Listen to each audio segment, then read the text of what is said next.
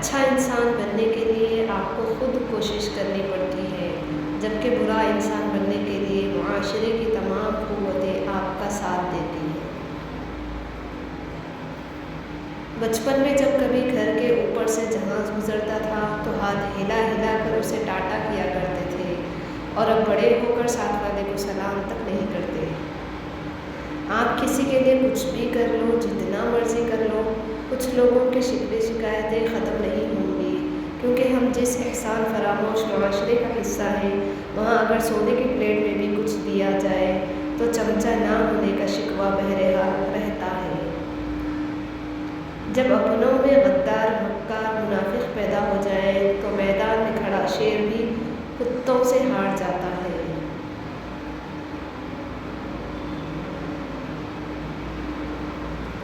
بغاوت ہمیشہ وہی لوگ کرتے ہیں جن کو حلال و حرام کی تمیز ہو، برے بھلے کی پہچان ہو۔ منافق تو ہر رنگ میں سج جاتے اور ہر شکل اختیار کر لیتے ہیں۔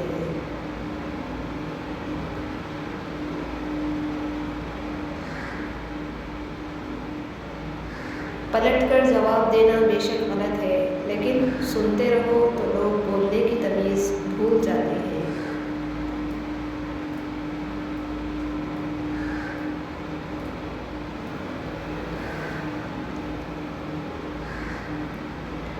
امانت صرف چیز یا رقم نہیں ہوتی، راز بھی امانت ہوتے ہیں۔ اگر کوئی اپنے جذبات، احساسات بیان کرے تو اس میں بھی خیانت نہ کرے۔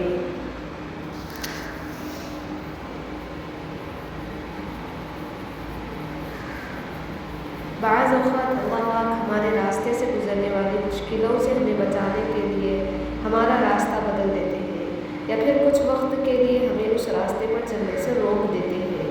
اس لیے خود کو اداس سے پریشان مت کریں، ہر چیز کا مقرر وقت ہے، اور جو آپ کے نصیب میں ہے آپ کو مل کر رہے۔